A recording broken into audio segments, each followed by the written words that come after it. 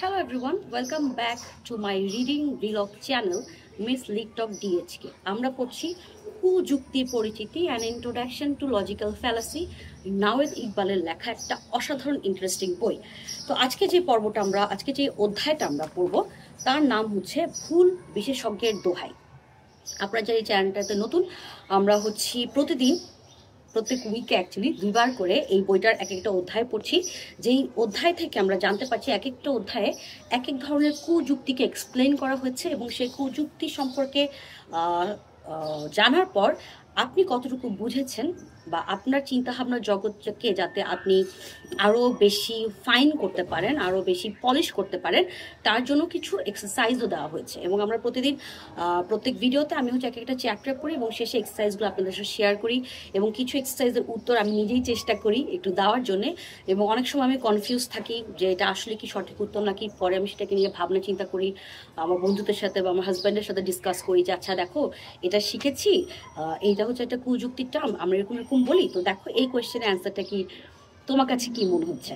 So এইভাবে আমরা শিখবো একসাথে সবাই মিলে। সো আসেন ভুল বিশেষজ্ঞের দোহাই, আজকের এই পর্বটা, আজকের যে অধ্যায় এটা আমরা পড়া শুরু করি। আমরা যখন কোনো বিষয়ে যথেষ্ট জ্ঞান রাখি না, তখন বুদ্ধিমানের কাজ হলো কোনো বিশেষজ্ঞকে জিজ্ঞেস করা, এমন কেউ যিনি বিষয়টা সম্পর্কে সমগ্র জ্ঞান রাখেন। নিচের উদাহরণটি পড়ে দেখা যাক। তুমি, আমার মোবাইল ফোনটা চালু হচ্ছে না, ওটার কি সমস্যা হয়েছে? মেকানিক, দেখে মনে হচ্ছে ব্যাটারির চার্জ ক্ষমতা শেষ হয়ে গেছে, ডিসপ্লে তো সমস্যা আছে, পাওয়ার বাটন ঠিকমতো কাজ করছে না, আর ফোনে ভাইরাস ধরেছে। এগুলো ঠিক না করে এটা চালু করা যাবে না। মেকানিক যা বলে তুমি তা করো, কারণ সে তোমার থেকে মোবাইল সম্পর্কে ভালো জ্ঞান রাখে। মোবাইল মেকানিক হচ্ছে বিশেষজ্ঞ আর তুমি তাকে বিশ্বাস করো। আমরা এ ব্যাপারে কোনো ধরনের চিন্তা না করেই প্রত্যহ এই জিনিস করে থাকি। যদি আমরা জানতে চাই হিমালয় পর্বতের উচ্চতা কত, তখন আমরা গজ ফিতা নিয়ে 29,031 ফিট উচ্চতায় উঠে তা মেপে বের করি না, আমরা গুগল করি বা বই ঘেটে জেনে নেই, কারণ আমরা বিশ্বাস করি বইয়ের বা স্বনামধন্য ওয়েবসাইটের লেখক হিমালয় পর্বতে গেছেন আর আমরা যাইনি। এরা হচ্ছেন এই বিষয়ে বিশেষজ্ঞ। একজন বিশেষজ্ঞ হচ্ছেন এমন কেউ যার কোনো বিশেষ বিষয়ে সমগ্র জ্ঞান রয়েছে। নিচের উদাহরণটি দেখা যায়। বাদীপক্ষের উকিল, মিসেস রহমান, আপনার স্বামীকে যখন খুন করা হলো তখন কি আপনি সেখানে উপস্থিত ছিলেন? মিসেস রহমান, জি। বাদীপক্ষের উকিল, কে সেই খুনি? মিসেস রহমান, ওই যে কাঠ গড়ায় দাঁড়ানো লোকটা। মিসেস রহমান, এখানে খুনের সময় কি হয়েছিল সে বিষয়ে একজন বিশেষজ্ঞ, কারণ তিনি তখন সেখানে উপস্থিত ছিলেন। আমরা বিশেষজ্ঞের দোহাই দিয়ে থাকি যখন আমরা দাবি করি কোনো কিছু সত্য, কারণ কোনো বিশেষজ্ঞ বলেছেন সেটা সত্য। এটা ঠিক আছে যদি আমরা সঠিক পন্থায় এই দাবি করে থাকি, কিন্তু যদি যেই ব্যক্তি দোহাই দিচ্ছি সে যদি আসলে যে বিষয়ে আমরা আলোচনা করছি সে বিষয়ে কোনো বিশেষজ্ঞ না হয়ে থাকেন, তখন আমাদের সেই দোহাই হবে ত্রুটিযুক্ত। যেমন নিচের বলা উক্তিটিতে ঘটেছে। আমার গাড়ির মেকানিক আমাকে বলল কম্পিউটারের সমস্যা সমাধানের সবচেয়ে ভালো উপায় হচ্ছে কম্পিউটারকে একটা জোরে সোরে লাথি মারা। সে বলল এটা নাকি সব সময় কাজ করে। এখানে তোমার গাড়ির মেকানিক হয়তো গাড়ির মেরামত বিষয়ে সমগ্র জ্ঞান রাখে, কিন্তু কম্পিউটারের ব্যাপারে তার কোনো বিশেষ জ্ঞান না থাকাটাই স্বাভাবিক। তাকে আমরা কম্পিউটার বিশেষজ্ঞ ধরে নিয়ে তার দোহাই দিতে পারি না।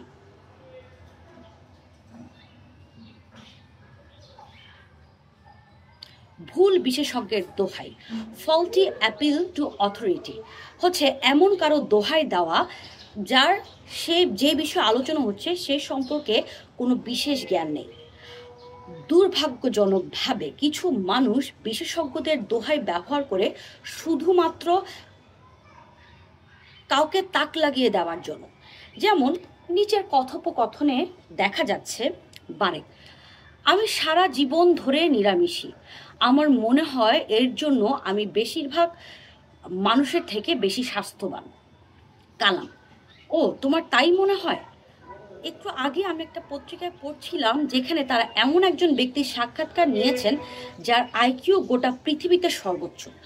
সে বলেছে সে মনে করে নিরামিষরা যথেষ্ট স্নেহজাতীয় খাদ্য উপাদান পায় না, যার ফলে তারা দুর্বল স্বাস্থ্যের অধিকারী হয় আর কথায় কথায় মাথা ঘুরে পড়ে যায়। তোমার কি এখনো মনে হয় নিরামিষী হওয়াটা ভালো?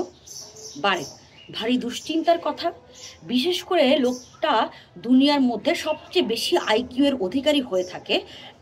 যদি লোকটা দুনিয়ার মধ্যে সবচেয়ে বেশি আইকিউর অধিকারী হয়ে থাকে, সে নিশ্চয়ই অনেক কিছু জানে। হয়তো নিরামিষী হওয়াটা যতটা উপকারী হয় বলে আমি মনে করছি ততটা হয় না। এখানে কালাম বারেকের বিরুদ্ধে ভুল বিশেষজ্ঞের দোহাই দিচ্ছে। দুনিয়ার সর্বোচ্চ আইকিউ এর অধিকারী লোকটার বুদ্ধিমত্তার পরিমাপ শুনে বারেকের তাক লেগে গেছে। তাই বারেক আরেকটু চিন্তা করতো, তাহলে সে বুঝতে পারতো দুনিয়ার সবচেয়ে বুদ্ধিমান মানুষটা হয়তো ধাঁধা জাতীয় সমস্যার সমাধান করতে পারদর্শী। সে হয়তো যে কাউকে শব্দ মেলানো খেলা কিংবা দাবা খেলা হারিয়ে দিতে পারে, কিন্তু তার মানে এই না যে সে মাংস না খাওয়ার ফলে মানব শরীরে কি প্রভাব পড়ে তার সম্পর্কে কোনো কিছু জানে। এক্স্যাক্টলি। কেউ যখন আমাদের বিস্ময় অভিভূত করে দেওয়ার জন্য বিশেষজ্ঞের দোহাই দিয়ে থাকে এবং যার ফলে আমরা সেই বিশেষজ্ঞের মতামতকে প্রশ্নবিদ্ধ করার সদিচ্ছা হারিয়ে ফেলি, তখন সে ভুল বিশেষজ্ঞের দোহাই কুযুক্তি প্রয়োগ করেছে বলা হয়। চলচ্চিত্র তারকাদের প্রায়ই এই ভুল বিশেষজ্ঞের দোহাই দিতে ব্যবহার করা হয়ে থাকে, যেমন নিচের বক্তব্যটিতে করা হয়েছে। যদি মহানায়ক সাকিব খান মনে করে রাসায়নিক সার এবং কীটনাশক ছাড়া প্রাকৃতিকভাবে উৎপাদিত শাক সবজি রাসায়নিক সার এবং কীটনাশক ব্যবহৃত করে উৎপাদিত শাক সবজি থেকে বেশি পুষ্টিকর, তাহলে তুমি কেন তা মানবে না? সাকিব খান পুষ্টি বিষয়ে কোনো বিশেষজ্ঞ এটা মনে করার কোনোই কারণ নেই। কেউ যদি কোনো বিষয়ে বিশেষজ্ঞ হয়ে থাকেন, বিশেষজ্ঞ হয়ে থাকেন, সেটা হচ্ছে অভিনয়। আমরা মনে করি সে হয়তো অন্য বিশেষজ্ঞ, যেমন পুষ্টিবিদ্যা। কেউই চলচ্চিত্র তারকার বক্তব্যের বিরুদ্ধে যেতে চায় না, বিশেষ করে সে যদি সুদর্শন হয়ে থাকে। আচ্ছা, এখানে লেখার এটা যখন এই বইটা লেখার সময় যখন কি বলে কারেকশন করা হচ্ছে বা এডিট করা হয়েছে, কিছু জায়গায় একটু আমার কাছে মনে হচ্ছে সেন্টেন্স মেকিংয়ে ঝামেলা হচ্ছে। এটা নায়ককে বলা হয়েছে যে যখন এটা সেকেন্ড সংস্করণ বের করবে তখন যাতে সেই ব্যাপারটা আরেকবার একটু রিভিউ করে নেন। সো এখানে যেটা বলতে চাচ্ছিল যে সাকিব খান হচ্ছে উনি যে বিষয়ে বিশেষজ্ঞ সেটা হচ্ছে অভিনয়, চলচ্চিত্র অভিনয়ের বিষয়ে উনি বিশেষজ্ঞ, উনি কোনো পুষ্টিবিদ নয়। কিন্তু আমরা কেউই চলচ্চিত্র সাকিব খান যেহেতু খুবই ভালো একজন অ্যাক্টর এবং বাংলাদেশে অনেক পপুলার একজন ব্যক্তিত্ব, এবং কেউই এই চলচ্চিত্র তারকার বিরুদ্ধে যেতে চায় না, কারণ তিনি খুবই সুদর্শন একজন মানুষ এবং খুবই ফেমাস একজন মানুষ। এখন আলোচনা করা হচ্ছিল এখানে পুষ্টি বিষয়। সো ওকে, এটা আমি একটু এক্সপ্লেন করে দিলাম, কারণ আমার কাছে মনে হচ্ছে পড়ার সময় যেখানে সেন্টেন্স একটু ঝামেলা আছে। যদি যে বিষয় আমরা আলোচনা করা হচ্ছে সেটা নিয়ে বিশেষজ্ঞদের মধ্যেই মত অনৈক্য থেকে থাকে, তখন শুধু একজন বিশেষজ্ঞের দোহাই দেওয়াটাও ভুল বিশেষজ্ঞ দোহাই দেওয়া হবে। যদি কোনো বিষয়ে অনেক স্বীকৃত বিশেষজ্ঞরা নিজেদের মধ্যেই মতবিরোধ পোষণ করেন, তাহলে আমরা বলতে পারি না যে আমাদের পছন্দের বিশেষজ্ঞই হচ্ছেন সঠিক। একই পর্যায়ের অনেক বিশেষজ্ঞ থাকতে পারেন যারা দ্বিমত পোষণ করেন, যেমন নিচের উদাহরণটা দেখা যাক। আমি সারা জীবন ঘরে থেকে পড়াশোনা করেছি, আমার মনে হয় এটা আমার অনেক উপকার হয়েছে। কালাম জাতীয় শিক্ষা অধিদপ্তরের পরিচালক কিন্তু তা বলছেন না। তার মতে ঘরে পড়াশোনা করলে শিশুর সামাজিক, নৈতিক এবং শিক্ষাগত বিকাশ বাধাগ্রস্ত হয় এবং শিশুটা একটা আঁতেলে পরিণত হয়। তোমার অবশ্যই জাতীয় শিক্ষা অধিদপ্তরের পরিচালকের কথা মেনে নেওয়া উচিত। শিক্ষা বিষয়ে উনি সর্বজনীন বিদিত একজন বিশেষজ্ঞ। মজা পেলাম। জাতীয় গার্হস্থ্য শিক্ষা সমিতির চেয়ারম্যান বলেছেন যে ঘরে বসে পড়াশোনা করলে বুদ্ধিমান সামাজিক মানুষ তৈরি হয় যারা সমাজের জন্য অনেক উপকার বয়ে আনতে পারে। তিনি আরও বলেছেন, সরকারি স্কুলের ছাত্ররা প্রায়ই সমাজের মধ্যে বিশৃঙ্খলা তৈরি করে। তোমার তো জাতীয় গার্হস্থ্য শিক্ষা সমিতির চেয়ারম্যানের কথা অবশ্যই বিশ্বাস করা উচিত। শিক্ষা বিষয়ে উনি খুবই শ্রদ্ধাভাজন একজন বিশেষজ্ঞ। শিশুদের ঘরে থেকে পড়াশোনা করানোটা সব ধরনের শিক্ষাবিদের কাছে একটা বিতর্কিত বিষয়। না বারেক না কালাম ওদের কেউই বলতে পারবে না যে ঘরে থেকে পড়াশোনা করাটা ভালো না খারাপ, কারণ বিশেষ একজন শিক্ষা বিশেষজ্ঞ বলেছেন সেই জন্য। তাদের পক্ষে যে সঠিক সেটা অন্য উপায়ে প্রমাণ করতে হবে, যেমন পরিসংখ্যানগত তথ্য প্রমাণের মাধ্যমে। দারুণ না বিষয়টাকে আমরা বুঝতে পেরেছি যে বিশেষজ্ঞ। যেমন লেটেস্ট একটা ফেসবুকে আমি একটা বিষয় দেখলাম যে কোনো একজন ব্যক্তি নাকি সবাইকে বলেছে যে ইচ্ছা মতো আমাদেরকে বাচ্চা জন্ম দেওয়া উচিত, তাহলে আমরা কয়েকদিনের মধ্যে আমরা অনেক কোটি কোটি হয়ে যাব এবং কোটি কোটি হয়ে আমরা নাকি অনেক হাতে ঘোরা মারবো। সো এখন জনসংখ্যা যে একটা সমস্যা এই পৃথিবীতে, এবং আমি আরেকটা ইউটিউবে চাইনিজ একটা ফ্যাক্টরি, আমার হাজব্যান্ড আমাকে দেখিয়েছে যে চাইনিজ একটা গাড়ির ফ্যাক্টরিতে 24 ঘন্টা রোবট দিয়ে গাড়ি উৎপাদন করা হচ্ছে এবং ওটার নাম দিয়েছে কি জানি অন্ধকার ফ্যাক্টরি। কারণ ওখানে আসলে রোবটরা কাজ করতেছে, 24 ঘন্টা কাজ করতেছে। ওখানে আলো টালোর সঙ্গে আমার জামাই বলেছিল, আমার অতটুকু ডিটেলসটা এখন আমি ভুলে গেছি, কিন্তু যে মূল বিষয়টা হচ্ছে যে রোবট 24 ঘন্টা কাজ করতেছে। সো আমাদের সব কিছু কিন্তু এখন রোবটের কাছে চলে যাচ্ছে, তাই না? এআই দিয়ে যে কি কি করা যাচ্ছে, আমি জানি না আপনারা হয়তো ফেসবুক, ইনস্টাগ্রাম, ইউটিউব এসব জায়গায় দেখেন যে বর্তমানে এআই কতটা মানুষের থেকেও বুদ্ধিমান হয়ে যাচ্ছে, এবং এইসব রোবোটিক্স ইঞ্জিনিয়ারিং বা রোবট দিয়ে আপনি আসলে যে কোনো কাজ আস্তে আস্তে আগামী 10-15 বছরের মধ্যে সব কিছুই রোবটদের হাতে চলে যাবে।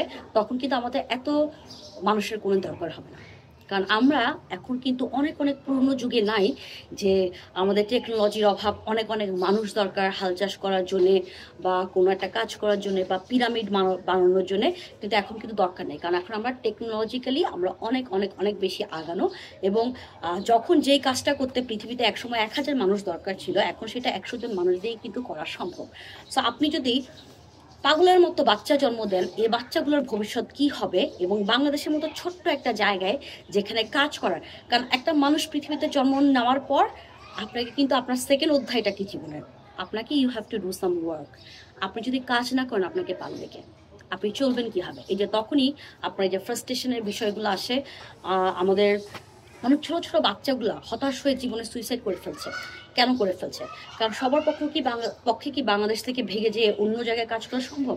আর অন্য জায়গায় যে অন্য আরেকটা দেশে যেখানে ভাষা বুঝতেছেন না, কালচার বুঝতেছেন না, কারোর সঙ্গে ইন্টারাকশন করতে পারছেন না, বন্ধু বানাতে পারছেন না, সেখানে যে লেবারগিরি করে আপনি খালি ওই টাকাটাই কামাবেন এবং এর বিনিময়ে আপনার শরীর, স্বাস্থ্য, মানসিকভাবে আপনি ক্ষয় হতে থাকবেন এবং এটা আসলে কোনো মিনিং নাই, একটা মিনিংলেস। সো এই বর্তমান যুগের প্রেক্ষাপটে এই যে এইসব অবিশেষজ্ঞ কিছু লোকজন আপনাদেরকে যে ধরনের বোকামি মার্কা পরামর্শ দিচ্ছে, এই পরামর্শগুলোর মধ্যে সিভিয়ার ভুল আছে।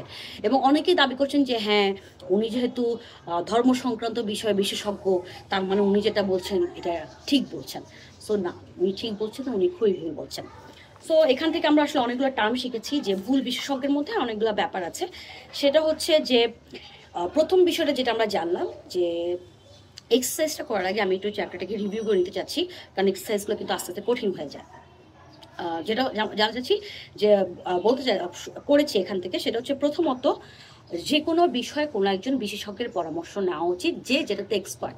যেমন আমার যদি মোবাইল নষ্ট হয়ে যায়, তাহলে আমি মোবাইল ঠিক করার যে টেকনিশিয়ান, আমি তার কাছ থেকে সবার পরামর্শ নেব। আমার যদি কম্পিউটার নষ্ট হয়ে যায়, যে কম্পিউটারের টেকনিশিয়ান, যে কম্পিউটার সম্পর্কে ভালো জানে, যে কম্পিউটারের হার্ডওয়্যার বা সফটওয়্যার সম্পর্কিত যারা এক্সপার্টিস আছে, আমি তার কাছে যাব। আমি আমার গাড়ির মেকানিকের কাছে যে সেটাকে ঠিক করব না বা তার পরামর্শ আমি শুনবো না। দ্বিতীয়টা হচ্ছে যে সে হয়তো অন্য কোনো একটা বিষয় বিশেষজ্ঞ, যেমন সাকিব খানের যে উদাহরণটা দেওয়া হচ্ছে, উনি অভিনয় কলায় পারদর্শী, উনি চলচ্চিত্র অভিনয়ের বিষয়ে ক্যামেরার সামনে কীভাবে অভিনয় করতে হয়, কীভাবে কাজ করতে হয়, কীভাবে এই যে ক্যারেক্টারটা আস্তে আস্তে হয়ে উঠি, এই ক্যারেক্টার হওয়ার যে জার্নিটা সেটা নিয়ে উনি বলতে পারেন। কিন্তু শাকসবজি কীভাবে উৎপাদিত হবে, সেটা কীটনাশক ভালো কি ভালো না, ওটা নিরামিষ খেলে কি খারাপ নাকি নিরামিষ খেলে খারাপ না, এটা নিয়ে আসলে উনি কথা বলতে পারেন না। আরেকটা হচ্ছে যে ওই যে আইকিউর বিষয়টা যেটা বলছে, ওনার আইকিউ অনেক ভালো হতে পারে, সেটা একটা ডিফারেন্ট থিং। ওনার আইকিউ ভালো দেখে উনি বলতেছে যে নিরামিষ খেলে ওদের বুদ্ধিবৃত্তি হয় না, মাংস খাওয়া হয়, মাংস খেতে হয়, একটু প্রোটিনের দরকার আছে। এটা একটা ভুল বিশেষজ্ঞ, যেটা আমরা এখানে বলছিলাম যে ভুল বিশেষজ্ঞের দোহাই। সো এটাও আমাদের একটা কুযুক্তির মধ্যে পড়বে। এবং আরেকটা বিষয় হচ্ছে যে কোনো একটা নির্দিষ্ট টপিকের উপর অনেকজন অনেক বিশেষজ্ঞই কাজ করছেন এবং তাদের নিজেদের মধ্যেই সেটা নিয়ে এখনও সার্টেন ওনারা হয়নি, এবং ওটা নিয়ে ওনাদের মধ্যে এখনও তর্ক হচ্ছে, এবং এক একজন বিশেষজ্ঞ ওইটার এক একটা যুক্তি ওইটার উপর ওই টপিকের উপর বেস করে একটা যুক্তি স্থাপন করছে। এখন আপনি কোনো একজনকে আপনার বিশেষভাবে পছন্দের এবং তার যুক্তি আপনার কাছে আমার নায়ের ওনার কথা ঠিক আছে, সেটা হবে না, ওইটাও ভুল বিশেষজ্ঞ দোহের মধ্যে যাবে। কারণ কি? কারণ এই যে বলেছি আমরা এখানে যে একজন শিক্ষা অধিদপ্তর, একজন গার্হস্থ্য শিক্ষা সমিতির চেয়ারম্যান, এই যে ঘরে বসে পড়া, এটা নিয়ে বিশেষজ্ঞদের মধ্যেই কিন্তু বিতর্ক রয়েছে। সো আমরা এই বিতর্কগুলো সম্পর্কে আমরা জানতে পারি, আমরা প্রোজ অ্যান্ড কনসগুলোকে আমাদের মাথায় নিতে পারি। কিন্তু আমার পছন্দের যে বিশেষজ্ঞ উনি যেটা বলছে ওইটাকেই আমরা একদম মানে পাথর হিসেবে বুকের মধ্যে নিয়ে ওইটাকেই বিশ্বাস করতে হবে, এরকম কোনো কারণ নাই। ওইটা আমাদের ওই কুযুক্তি হবে, সেটা আমাদের হবে ভুল বিশেষজ্ঞের দোহাই। এরকম আরও অনেক উদাহরণ হচ্ছে বাংলাদেশে যে এরকম ভুল বিশেষজ্ঞের দোহাই হয়। এবং এখানে একটা খুব ইন্টারেস্টিং কথা বলা হয়েছে যে আমাদেরকে বিস্মিত অভিভূত করে দেওয়ার জন্য এমন এমন কিছু নাম বা এমন কিছু বিশেষজ্ঞের কথা বলা হয় যে আমরা মানে টাসকি খেয়ে যাই, টাসকি খাওয়ার পর আমরা তার এগেনস্টে আর কথা বলতে পারি না। ও আচ্ছা তাই নাকি, আইকিউ এত, না না না ওনার বিরুদ্ধে তো কথাই বলার জন্য, আমার তো ভাই এত আইকিউ নেই। সো আমাদের এই প্রবলেমগুলো আছে, দ্যাট ইজ ওয়াই কিন্তু আমরা এই বইটা পড়ছি, যাতে আমরা এই প্রবলেমে না পড়ি, আমরাও যাতে কুযুক্তি আর যুক্তি মধ্যে পার্থক্য করতে পারি, এবং আস্তে আস্তে নানা এক্সারসাইজের মাধ্যমে যাতে আমরা নিজেদেরকে আমরা গড়তে পারি এবং নিজেদের ভাবনাকেও আমরা পলিশ করতে পারি। ভাবা প্র্যাকটিস কর, এটি হচ্ছে আমাদের এই বইটা পড়ার মূল মোটো। তো আসেন এক্সারসাইজগুলো পড়ি। নিচের কোন বিশেষজ্ঞের দোহাইগুলো সঠিক এবং কোনগুলো ভুল পড়ি। বাদীপক্ষের উকিল, অপরাধ সংগঠনের স্থানের প্রেক্ষিতে খুন সংগঠনের সময় আপনি কোথায় ছিলেন? সাক্ষী, পাশের বাসায়, ঘর ঝাড়পোছ করছিলাম। বাদীপক্ষের উকিল, তারপর আপনি কি দেখলেন? সাক্ষী, হঠাৎ একটা গুলির শব্দ শুনলাম, তারপর জানালা দিয়ে তাকিয়ে দেখি আসামি যেখানে খুন হয়েছে সেখান থেকে কেউ একজন দৌড়ে পালাচ্ছে। আমি বুঝতে পারলাম সে নিশ্চয়ই কাউকে খুন করে পালাচ্ছে, তাই আমি ধর করে চিৎকার করলাম, তারপর পুলিশকে ফোন করলাম। বাদী পক্ষের উকিল, আপনারা সবাই সরাসরি সেই ব্যক্তির কাছ থেকে শুনলেন যিনি খুনের সময় ওখানে ছিলেন।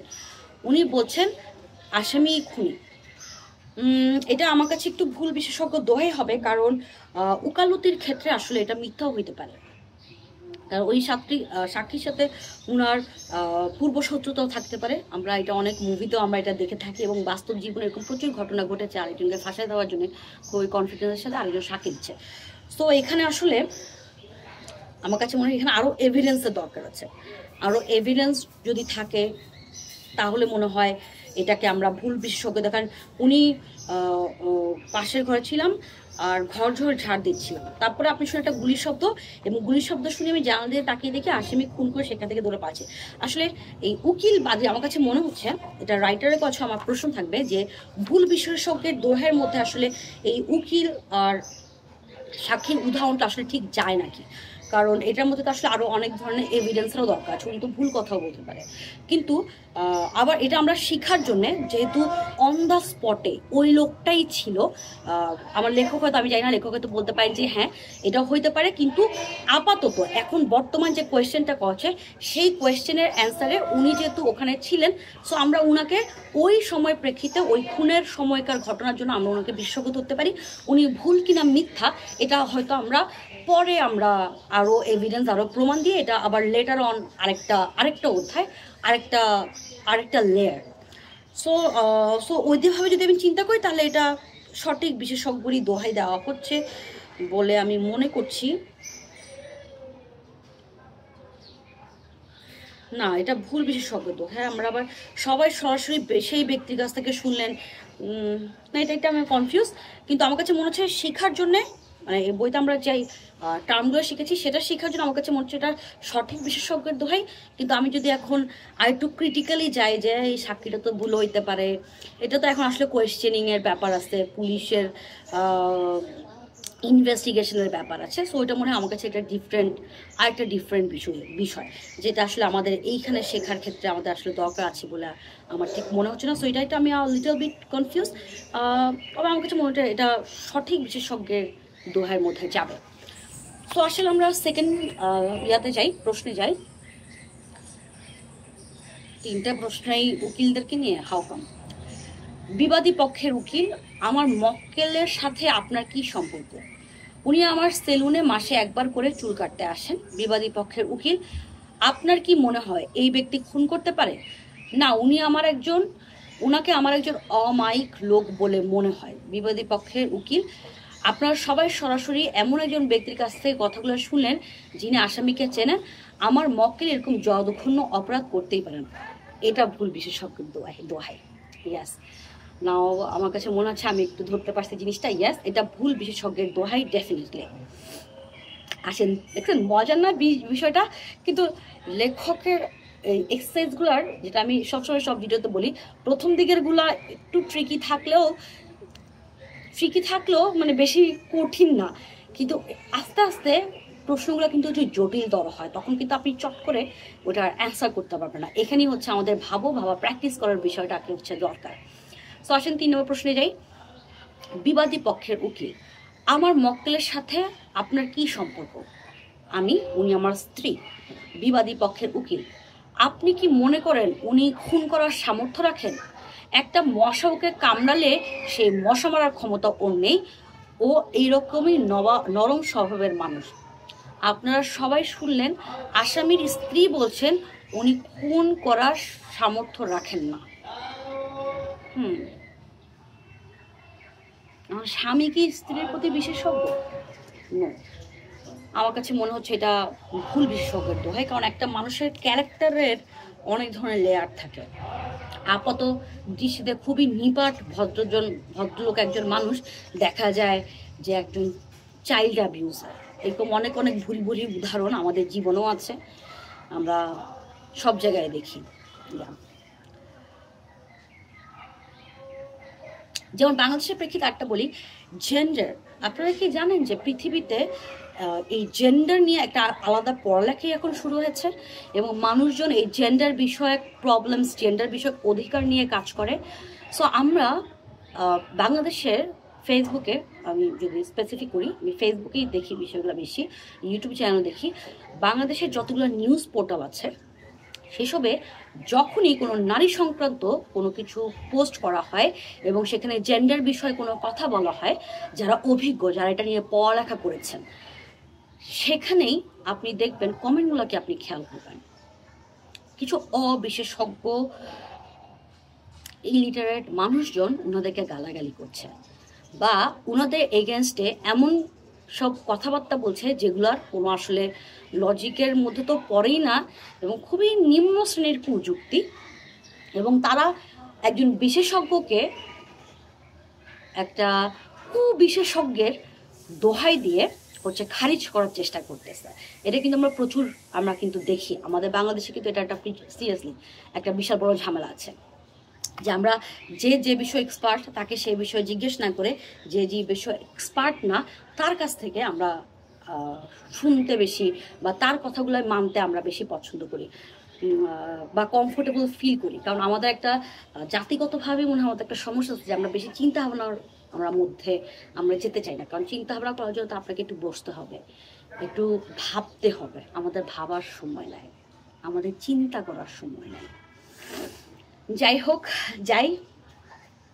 এটা আমার কাছে মনে হয়েছে এটা ভুল বিশেষজ্ঞের দোহাই 3 নাম্বার। সো এটা নিয়ে একটু আপনাদের কি মনে হয় এটা আমাকে জানাতে ভুলবেন। কারণ আমার কাছে মনে হচ্ছে যে মশা মারার ক্ষমতাই রাখে না ওনার ওয়াইফের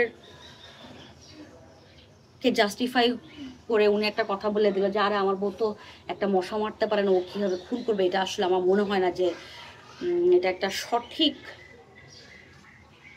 যুক্তি হতে পারে। যেটা আমি বললাম যে খুব নিপাট ভদ্রলোক একজন মানুষও কিন্তু চাইল্ড অ্যাবিউজার, চাইল্ড মলেস্টার হইতে পারে। এবং আমি এটা দেখেছি, মানে আমার ব্যক্তিগত, আমি তো বাংলাদেশেই থাকি, বাংলাদেশেই বড় হয়েছি, বাংলাদেশেই থাকবো, বাংলাদেশেই জীবন কাটাতে হবে।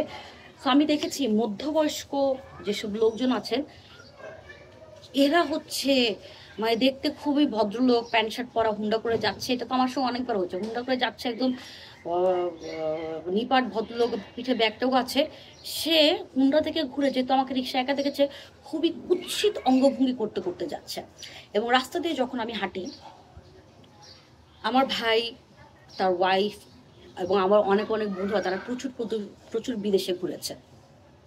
এবং সেখানে ওরা বলছিল যে অসম্ভব ভিড়ের রাস্তাও হেঁটে গেছি, কিন্তু একটা মানুষের সাথে আমার ফুলের টোকাও লাগে নাই।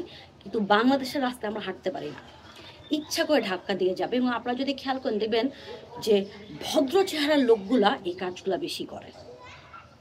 আমি এবং এই যে 2 দিন আগে আমার সঙ্গে একটা ঘটনা ঘটেছে, আমি রাস্তায় হেঁটে যাচ্ছি এবং ওই পাশ থেকে মানুষ থেকে, কারণ বাংলাদেশের সব ফুটপাতই তো হকারদের দখলে, সো আমি এদিক দিয়ে যাচ্ছি, এদিক থেকে মানুষ আসছে, তো ওনাকে দেখে আমি সরতে আমি রাস্তায় পড়ে যাচ্ছি, তারপরেও উনি আমাকে ধাক্কা দিয়ে উনি গেছেন। এবং উনি যেটা ইচ্ছা করে করেছেন আমি কিন্তু সেটা বুঝতে পেরেছি, কারণ আমি সরে গেছি। ইভেন আমি ফুটপাতের যে কাপড় টাপড় রাখা ছিল ওটার পাশে মানে ঘেসে উল্টো ওই জায়গায় লেগে আমি একটু বাড়িও খেয়েছি। উনাকে আমি পথ করে দিয়েছি, কিন্তু উনি যাওয়ার সময় ঠিকই কিন্তু আমাকে ধাক্কা দিয়ে গেছেন।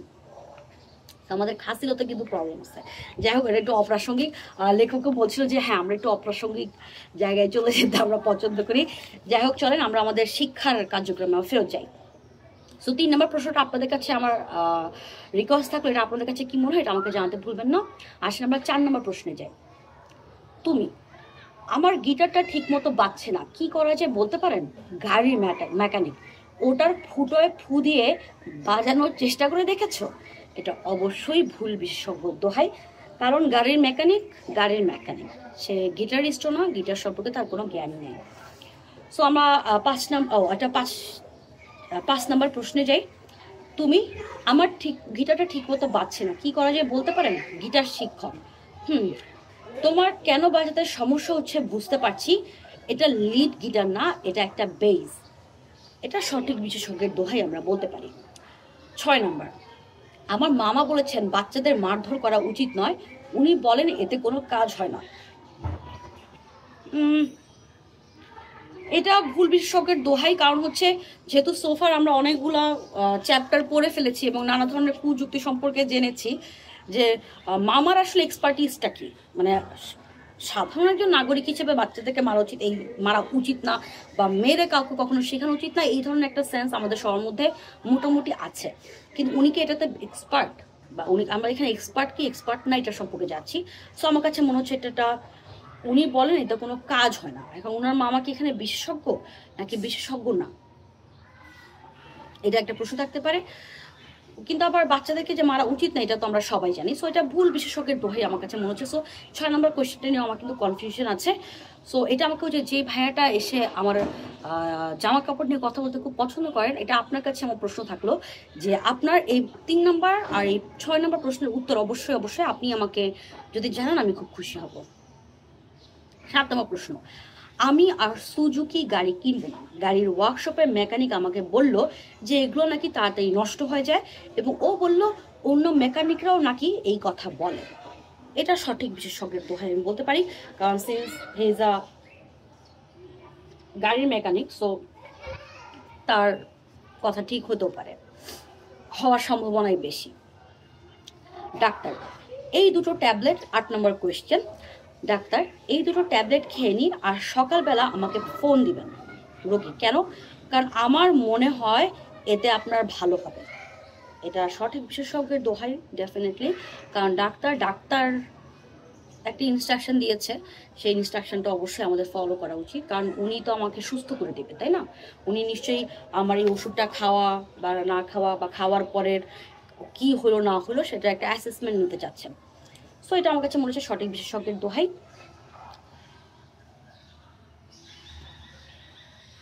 খ, এখানে আবার এই অনুশীলনে আবার 2টা পার্ট আছে। আমরা এতক্ষণ ক পার্টটা করেছিলাম যে এটার মধ্যে কোনগুলো সঠিক বিশেষজ্ঞের দোহাই আর কোনগুলো ভুল, সেটা করেছি। এখন আমরা পার্ট খতে যাচ্ছি। নিচের উদাহরণগুলোতে কি ধরনের বাজে যুক্তি যদি থাকে তুমি খুঁজে পাও, আর যদি কোনো বাজে যুক্তি না থাকে তাহলে তুমি সেখানে নাই লেখো। এখানে কিন্তু আবার কঠিন হয়ে যাচ্ছে, কারণ আমরা সোফার যতগুলো কুযুক্তির শিখে এসেছি, এখান থেকে আমাদেরকে এখানে আদৌ কোনো কুযুক্তি আছে নাকি, থাকলে এটা কোন কুযুক্তিটা, এটা কি রেড হেরিং, এটা কি জেনেটিক কুযুক্তি, এটা কি অ্যাড হোমিনেম, এটা কি টু কোয়ে, নাকি এটা ভুল বিশেষজ্ঞের দোহাই, এটাই আমাদেরকে খুঁজে বের করতে হবে। সো শুরু করি। এটার মধ্যে প্রথম প্রশ্নটা হচ্ছে, যেহেতু আমরা ওখানে 8 শেষ করে রেখেছি, এখান থেকে 9 থেকে স্টার্ট করেছে, কিন্তু এটা হচ্ছে আমাদের এক্সারসাইজের পার্ট 2 অংশটা, যেখানে আমাদেরকে খুঁজে বের করতে হবে যে এখানে কি আদৌ কোনো বাজে কুযুক্তি আছে নাকি, কুযুক্তি থেকে থাকলে এটা কোন কুযুক্তি, কি ধরনের বাজে কুযুক্তি। এইটার এই অধ্যায়ের এই অনুশীলনীর প্রথম প্রশ্ন, আপনার দাঁতগুলো সোজা করার জন্য একমের দন্ত বন্ধনী ব্যবহার করুন। যদি আপনি জানতে চান আমাদের দন্ত বন্ধনী ব্যবহার করার পর লোকজন কীরকম সুন্দর চেহারার অধিকারী হয়ে ওঠেন, তাহলে আপনি জনপ্রিয় অভিনেত্রী মিথিলা ফারজানাকে জিজ্ঞেস করতে পারেন। এটার মধ্যে অবশ্যই কুযুক্তি আছে। এটার মধ্যে ওই যে বিশেষজ্ঞ যে চ্যাপ্টারটা আমরা পড়ছিলাম, ভুল বিশেষজ্ঞের দোহাই, জনপ্রিয় মিথিলা ফারজানা উনি জনপ্রিয় অভিনেত্রী, উনি দন্ত বিষয়ে কোনো বিশেষজ্ঞ না। এটা আমরা একটা ডেন্টিস্টকে জিজ্ঞেস করবো। একজন ডেন্টিস্টের উদাহরণ যদি দিত তাহলে আমরা বলতে পারতাম যে ইয়েস, একজন ডেন্টিস্ট যেহেতু বলেছে, সো এটার মধ্যে পয়েন্ট থাকতে পারে। সো সেকেন্ড কোয়েশ্চেনে যাই। প্রথম কোয়েশ্চেন আমার কাছে মনে হচ্ছে যে ইয়েস, এটার মধ্যে ভুল যুক্তি আছে এবং মানে বাজে যুক্তি আছে, কুযুক্তি তো একটা নেগেটিভ টার্ম, তো বাজে যুক্তি আছে বা ভুল যুক্তি আছে, এবং সেই যুক্তিটা হচ্ছে আমাদের যে ভুল বিশেষজ্ঞের দোহাই যুক্তি, ভুল বিশেষজ্ঞের দোহাই কুযুক্তি। সেকেন্ড কোয়েশ্চেন যাই। বিচারক জামান সাহেব, আপনি কি আমাকে বুঝিয়ে বলবেন কেন আপনি আপনার প্রতিবেশীর সব জানালার কাঁচ ভেঙে ফেলেছেন? অভিযুক্ত ব্যক্তি, ওরা রক গান বাজাচ্ছিল, রক গান আমার সহ্য হয় না।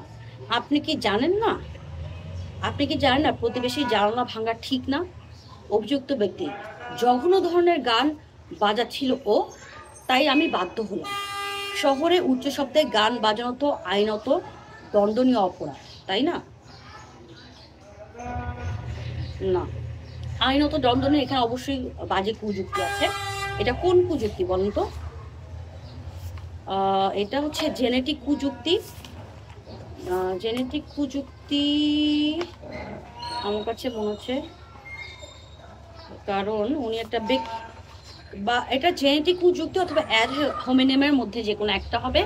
হ্যাঁ, এটা আইনত দণ্ডনীয় অপরাধ, এটা ঠিক আছে, কিন্তু ওনার গ্লাস ভাঙাটা মানে বাজে গান বাজিয়েছিল দেখে আমি তার গ্লাস ভেঙে ফেলবো, এটা হইতে পারে না। আপনি পুলিশকে কল করতে পারেন। সো এটা একটা বাজে যুক্তি এবং এটা অ্যাড হোমিনেম অথবা জেনেটিক কুযুক্তির মধ্যে কিছু একটা হবে, এটা নিয়ে আমাদেরকে ভাবতে হবে। 11 নম্বর বিচারক, আপনি এত জোরে রক গান বাজাচ্ছেন কেন? আপনি কি জানেন না উচ্চ শব্দে গান বাজানোর বিরুদ্ধে শহরে অধ্যাদেশ জারি করা হয়েছে? প্রতিবেশী, এই আইন প্রয়োগ করা উচিত নয়। সবাইরই রক গান উপভোগ করা উচিত, কারণ ব্যান্ডের গান শহরের সংস্কৃতির একটা অংশ না। এটা কুযুক্তি, কারণ বিচারক বলেছে আপনি এত জোরে রক গান বাজাতে পারেন না। এটাও আমার কাছে মনে হচ্ছে এটার মধ্যেও জেনেটিক কুযুক্তি আছে। না, জেনেটিক কুযুক্তি, এটার মধ্যে রেড হেরিং আছে। আমার কাছে মনে হচ্ছে এটা রেড হেরিং আছে। উনি শহরের সংস্কৃতি আরেকটা ইয়েতে চলে গেছে, কারণ জোরে শব্দ, এই যে শব্দ দূষণ, এটা যারা আমরা ঢাকা শহরের রাস্তায় বের হই, এটা তারা ভালোই জানি, কারণ কিছু বান্দরের হাতে আমরা গাড়ি ঘোড়া দিয়ে দিয়েছি এবং পাগলের মতো হর্ন বাজাচ্ছি, এবং আমরা তো এত বিজি, মানে আমরা প্রতিদিন সকালে ঘুম থেকে উঠে চাঁদের দেশে যাই, চাঁদের দেশে যে কাজ করে আমরা ওখান থেকে হেঁটে হেঁটে বাংলাদেশে শ্রোতা, সেই জন্য আমাদের অনেক তাড়া থাকে। আমরা 5 সেকেন্ড আমাদের সহ্য করা সম্ভব না আমরা হর্ন বাজাতে বাজাতে। আমি বাসা থেকে বের হলে, আমি বাসায় যখন আসি, মানে আমি শারীরিক এবং মানসিকভাবে আমি বিধ্বস্ত অবস্থায় থাকি, এবং আমার যে স্বাভাবিক যে শ্রবণ শক্তি সেটাকে নর্মাল একটা লেভেলে আসতে আমার অনেক সময় লাগে, এবং বাসায় সেভাবে আমি চিৎকার করে কথা বলি, এবং সেটা আমি বুঝাই। যারা আমার সঙ্গে কথা বলে তারা বলে যে তুমি চিৎকার করছো কেন, কারণ এতক্ষণ এত শব্দের মধ্যে ছিলাম, আমার ওই শব্দের সেন্সটাই নষ্ট হয়ে গেছে, এবং এটা আরো ভয়ঙ্কর পর্যায়ে যাবে। এবং আমাদের এই দেশে কেউ নাই যে এই জঙ্গলিগুলাকে, এদেরকে সামলাবে, এবং এই যে হর্ন বাজানোটাকে এটাকে নিষিদ্ধ করবে। আমি 10 দিন মালয়েশিয়া ছিলাম, একটা টু শব্দ 1 ঘন্টার উপরে জ্যামে বসে আছি, আমার ড্রাইভার বলতেছে যে হ্যাঁ এখন আমরা রাশ আওয়ারে বের হয়েছি, এখন তো জ্যাম থাকবে, এখন অফিস টাইম না, তোমার যদি তাড়া থাকে তুমি আর্লি বের হবে না কেন। একটা মানুষ ওই রাস্তায় হাজার হাজার গাড়ি দাঁড়িয়ে ছিল, সেটা জানে এটা এখন জ্যামের রাস্তা, কেউ হর্ন বাজায়নি, একটা মানুষ ওখানে হর্ন বাজায় নেই। কেউ যদি সামনে গাড়ি নষ্ট হয়েও পড়ে থাকে, এই ড্রাইভার বলতেছে যে হ্যাঁ নিশ্চয় কোনটা ইস্যু হয়েছে, আমি কেন হর্ন বাজাবো। সে কিন্তু হর্ন বাজাবে, সে অপেক্ষা করেছে, কিন্তু এই ভদ্রতা আপনি আমাদের এখানে দেখবেন না। মালয়েশিয়া থেকে নেমে মানে ঢাকা এয়ারপোর্টে নামার পরে আমার মাথা ব্যথা শুরু হয়ে গেছিল, ওটা আবার আরেক গল্প।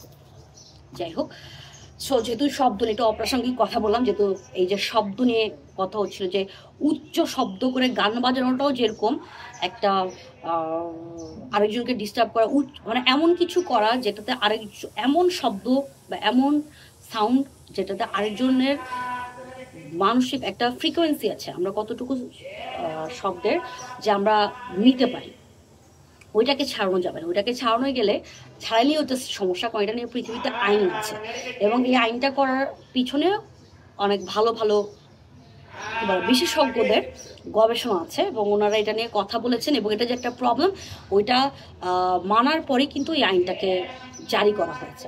সো এই জন্য এটা অপ্রাসঙ্গিক কথাবার্তা বললাম, সরি। 12 না, এটা আমাদের খ চ্যাপ্টারে 1, 2, 3, 4 নম্বর কোয়েশ্চেন, মানে আমাদের এক্সারসাইজটা 2 ভাগে বিভক্ত, সেকেন্ড এক্সারসাইজ আছে, সেকেন্ড ভাগে আছে। আমার মনে হয় বিজ্ঞানীরা ভুল, বৈশ্বিক উষ্ণতা বলে, এখানে কত নম্বর কোয়েশ্চেন, সরি 1, 2, 3, 4 নম্বর কোয়েশ্চেন পড়ছি। আমার মনে হয় বিজ্ঞানীরা ভুল, বৈশ্বিক উষ্ণতা বলে কোনো কিছু নাই। এইমাত্র আমার অফিসের বড় কর্তার সাথে কথা বলে আসলাম, ওনার কাছে বিষয়টা হাস্যকর মনে হয়। অবশ্যই এটা প্রযুক্তি, এবং কোন প্রযুক্তি, আমরা যেই চ্যাপ্টারটা মাত্রই আমরা পড়েছি যে ভুল বিশেষজ্ঞের দোহাই, এটা হচ্ছে ভুল বিশেষজ্ঞের দোহাই। কারণ আপনার অফিসের বসের কোনো ধ্যান ধারণাই নাই, ঠিক আছে? যে গ্লোবাল ওয়ার্মিং নিয়ে পুরো পৃথিবীতে যে কি ঘটনা ঘটতেছে, এগুলো কিন্তু এখন সবকিছুই আছে। আপনি চাইলেই, ইভেন আপনি যদি একটু অবজারভেন্ট হন, আপনার যদি অবজারভেশন ভালো থাকে, তাহলে আপনিও দেখবেন যে আমাদের ওয়েদারটা কি পরিমাণ চেঞ্জ হয়ে গেছে, তাই না? সো আসলে এটার মধ্যে তার অবশ্যই কুযুক্তি আছে। 13 নম্বর হচ্ছে কুযুক্তি পরিচিতি নামের এই বইটাতে বলছে যে ব্যক্তি যে বিষয়ে বিশেষজ্ঞ নন সে বিষয়ে তার দোহাই দেওয়াটা একটা কুযুক্তি। এই বইটা নিশ্চয়ই সঠিক, কারণ এই বইয়ের লেখক নিশ্চয়ই যৌক্তিক চিন্তা পদ্ধতি সম্পর্কে অনেক জ্ঞান রাখেন। এটা বলে যেতে পারে, কারণ যেহেতু উনি কুযুক্তি পরিচিতি বইটা লিখেছেন, উনি অনেক গবেষণা করেই উনি বইটা লিখেছেন। আমার কাছে মনে হচ্ছে যে যৌক্তিক চিন্তা পদ্ধতি সম্পর্কে জ্ঞান রাখেন দেখেই, এবং সেটা নিয়ে ওনার ভালো মতো পড়াশোনা আছেন দেখেই উনি আমাদেরকে এই জিনিসগুলো সম্পর্কে আলোকিত করছেন। আমার কাছে মনে হচ্ছে না এটার মধ্যে কোনো কুযুক্তি নাই, যেহেতু উনি আমার বন্ধুও। জানি না এটা আপনাদের কাছে কি মনে হয়। 13 নম্বর কোয়েশ্চেনটা আপনাদের কাছে 13 নম্বর 5, এই যে ক্ষয়ের পরে আসলে 1, 2 মানে উনি করেছেন কি, মানে ক আর খ দুইটা যেটু পার্ট, ক নম্বর যেহেতু 1 থেকে শুরু করেছেন, ওটা 8-এ যে শেষ হয়েছে, তো খ অধ্যায়তে উনি 9 থেকে স্টার্ট করেছেন। আমি আবার একটু মাতবরি করে সেটাকে আবার 1, 2-এ নিয়েছি, তো এই জন্য আমি একটু কনফিউজ হয়ে গেছি। সো আমার হিসাব অনুযায়ী 1, 2, 3, 4, 5 নম্বর কোয়েশ্চেন, যে কুযুক্তি বইটা যেতে লিখেছেন যে ব্যক্তি যে বিষয় বিশেষজ্ঞ নন সে বিষয়ে তার যুক্তি দেওয়াটা উচিত না। ইয়েস, আমার কাছে মনে হচ্ছে না, এটার মধ্যে কোনো কুযুক্তি নাই। এটা আপনাদের কি মনে হয় আমাকে জানাবেন। এখন আসেন 6 নম্বর কোয়েশ্চেনটা শুনি। আমার মনে হয় না এ ব্যাপারে তোমার দৃষ্টিভঙ্গি কি তা আমাদের জানা দরকার আছে। আমরা সবাই জানি যে তুমি এইসব অতি উদারনৈতিক দলের একজন। হ্যাঁ, উদারনৈতিক হয়েছে তো কি হয়েছে, এই পৃথিবীতে তো উদারনৈতিক হইতেই পারে। তাই বলে আমি যে দৃষ্টিভঙ্গি ওটাকে তুমি মানে বেসিস অন হোয়াট, এটা কিন্তু জেনেটিক কুযুক্তি। ইয়াস, এটার মধ্যে কুযুক্তি আছে এবং এটা আমার কাছে মনে হচ্ছে এটা জেনেটিক কুযুক্তি। ওকে, আর আমি কিন্তু ভুল, আমার কাছে যেটা মনে হচ্ছে সেটাই যে এই কোয়েশ্চেনের সঠিক উত্তর তা কিন্তু নয়। আপনারা অবশ্যই আমার কমেন্ট সেকশন ওপেন আছে। আপনারা অবশ্যই আপনাদের কি ধ্যান ধারণা, আপনাদের চিন্তা ভাবনা করে কি মনে হচ্ছে সেটা আমার সঙ্গে শেয়ার করতে ভুলবেন না। আসেন শেষ প্রশ্নে যাই। জাকি, এই মুভির পোস্টারটা দেখো, এটার নাম কালপুরুষ, এটা দেখা যায়? জি না। না, উদ্ভট লাগছে পোস্টারটা, আগা মাথা কিছুই বোঝা যাচ্ছে না। জাকি, না এটা আবার ভালো হবে। আমার বন্ধু কালাম এই মুভিটা দেখতে বলেছে, ওর আইকিউ অনেক বেশি, ও কোনো উদ্ভট মুভি দেখতে বলবে না। না, আইকিউ বেশি থাকলে এটার মধ্যে কুযুক্তি আছে এবং এটাও ওই যে বিশেষজ্ঞের মতো একটা বিষয়, ভুল বিশেষজ্ঞের দোহাই। কারণ মুভিটা ভালো কি খারাপ সেটা আপনি ওইটা বলা যেতে পারে যে হ্যাঁ মুভির গল্পটা খুবই সুন্দর, বর্তমান রাজনৈতিক প্রেক্ষাপট বা আর্থসামাজিকতার উপরে অসাধারণ অভিনয় করেছেন অমুক শিল্পী। এবং আমার বন্ধু দেখেছে, সে একজন মুভি এক্সপার্ট, সে প্রচুর মুভি দেখে। সো সে বলেছে এটা দেখলে ভালো হয়, এটা খুবই একটা ইন্টারেস্টিং মুভি। তো আমরা ওটা দেখতে পারতাম, কিন্তু এটার মধ্যে মনে হচ্ছে যে এটা হ্যাঁ এটার মধ্যে কুযুক্তি আছে এবং এই ভুল বিশেষজ্ঞ দোহাই এই কুযুক্তিটাই আছে। সো ইয়াস, কুযুক্তি পরিচিতি আমার সবচেয়ে বেশি কষ্ট লাগে যে একটা পড়ছি আমি কুযুক্তি পরিচিতি, যেখানে আমরা চেষ্টা করছি যে ভাবা প্র্যাকটিস করতে, চিন্তা করতে, নিজেদেরকে বিদ্যা বুদ্ধির জায়গা থেকে আরেকটু শানিত আরেকটু ফাইন কাট করতে। সেখানে মানে মাঝে মাঝে এমন কমেন্ট দেখি তখন আমি খুব হতাশ হয়ে যাই। মানে এই বইটা সম্পর্কে, এই বইয়ের এক্সারসাইজ সম্পর্কে মতামতগুলো আমি আপনাদের কাছ থেকে জানতে চাই। আমার ড্রেস নিয়ে আমি আপনাদের কাছ থেকে কমেন্ট শুনতে চাই না, এবং এটা যদি না করেন তাহলে খুব ভালো হয়, কারণ আমরা এখান থেকে কুযুক্তি শিখছি। সো ওইটাতে ফোকাস থাকলে বেশি ভালো। আপনি যেটা করছেন ওইটাও একটা কি আর বলবো, যেহেতু বাংলাদেশে থাকি এবং একটা মেয়ে, সো আমরা তো কারণে অকারণে না গালি খাই। মানে পান থেকে চুন খসলেই আমাদেরকে গালাগালি করার জন্যে মানে মনে হয় কি মুখায় থাকে। আমি জানি না এদের বাসায় এদের মারা কেমন করে থাকে, এটা আমার খুব একদিন যে আমার খুব দেখার ইচ্ছা। এবং আমি একটা খুবই এই বইয়ের বাইরে একটা কথা বলবো, সেটা হচ্ছে ওদের আমি চ্যানেল 24-এরই মনে হয় একটা নিউজে একজন জেন্ডার বিষয়ক খুবই ফেমাস একজন বিশেষজ্ঞ মহিলা, যারা হচ্ছে যে নারী নীতি সম্পর্কিত যারা যে পয়েন্টগুলো দিয়েছেন, উনি খুবই পড়ালেখা করা, লার্নেড, এবং এই জেন্ডার বিষয়ক ইস্যুতে উনি একজন বিশেষজ্ঞ একজন মানুষ, এবং ওনার প্রত্যেকটা নারী নীতির মধ্যে প্রত্যেকটা পয়েন্টের সাথে আমি একমত, এবং ওইখানে ফেলে দেওয়ার মতো কোনো কথা উনি বলেন নাই। 2025 সালে বসবাস করি আমরা, মানুষের অধিকার, মানুষ কথাটা এখানেই শেষ, যেটা মানুষের অধিকার নিয়ে আমরা কথা বলছি। এখানে অন্য কিছু ঢুকানোর, অমুক পুরুষ তমুক নারী অমুক ট্রান্সজেন্ডার, এগুলো ঢুকানোরই কোনো অবকাশ নেই। এবং অধিকার, আমার রাইট, একটা গণতান্ত্রিক দেশের নাগরিক হিসেবে আমার যে অধিকারটা, সেই অধিকারগুলোই ওখানে চাওয়া হচ্ছে। ওখানে কোনো আকাশ কুসুম কোনো কিছু চাওয়া হয়নি। তো সেখানে যে আমি দেখলাম প্রত্যেকটা মানুষই বলি নাকি আমি আপনাদের মতো আপনাদের একটু জেন্ডার ভাগ করে দিই, ছেলেরা ওখানে যে ওনাকে খুব নোংরা ভাষায় গালাগালি করছে, এবং বেশ্যা ছাড়া তো কোনো কমেন্টই নাই। মানে নারী মাত্রই বেশ্যা, মানে কি বলবো, এগুলো দেখলে আসলে খুব মন খারাপ লাগবে। এবং আমি ওখানে কয়েকজনের প্রোফাইলে ঢুকে আমি দেখে এসেছি, এরা সবাই পলিটিক্স করে, এবং এরা বিএনপি, জামাত, জাতীয় পার্টি, এসব ব্যানারে এরা পলিটিক্স করে, এবং এদের ফেসবুকের ওয়ালে এগুলো নিয়ে ছবি আছে, পোস্ট আছে। সো এটা খুবই দুঃখজনক, খুবই দুঃখজনক। যাই হোক, এটা খুব কষ্ট লাগে আর কি। সো সারাদিন মানে এসব, মানে আমি একটা মেয়ে বলেই আমি এত কষ্ট করে একটা এই বইটা পড়তেছি এবং একটা ভালো কিছু শেখার চেষ্টা করছি, সেটার মধ্যে আলোচনার মধ্যে না থেকে পোশাক আশাক নিয়ে কথা বলাটা, আমার পোশাকের সাথে কি যুক্তি শেখার মধ্যে কোনো সম্পর্ক আছে? কোনো সম্পর্ক কি আছে? Seriously I really want to know. কোনো সম্পর্ক নেই। যেটা শিখছি সেটা নিয়ে কথা বলা। সেখানে যদি আমি কোনো কোয়েশ্চেনের ভুল অ্যান্সার করে থাকি বা আমার চিন্তার কোনো ভুল মনে হয় বা কোনো একটা বিষয় আমি নানা পার্সপেক্টিভ থেকে ভাবতে পারছি না বলে যদি আপনি মনে করেন, আপনি সেটা আমার সঙ্গে শেয়ার করেন। আমি আনন্দের সাথে আমি সেটা করব এবং আনন্দের সাথে আমি সেটা নিয়ে আলোচনা করব। কিন্তু এই ধরনের কথাবার্তা বলে মানে আমাদের ঘৃণা বাড়ায় না, ঠিক আছে? এমনিতেই আমাদের ঘৃণা চলে আসতেছে, সেটা এই কর্মকাণ্ডের জন্য। এই যে ঘৃণা, এই যে ইসলামোফোবিক যে শব্দটা, এটার পিছিয়ে দায়ী কিন্তু আপনাদের আচরণের কারণেই কিন্তু সবাই আপনাদেরকে ভয় পায়। সো নিজেদের আচরণটা বদলান, ভাবা প্র্যাকটিস করেন। সো ইয়াস, কুযুক্তি পরিচিতি আজকে মনটা একটু খারাপ, কারণ ওইটা দেখে আসলে ভিডিওটা করতে বসে দেখি আমি অনেক কষ্ট পেয়েছি। সো আমরা সবাই ভালো থাকি, সুস্থ থাকি। আজকে আমাদের বিদায় নিচ্ছি। কেমন লেগেছে আমাকে জানাতে ভুলবেন না। তারা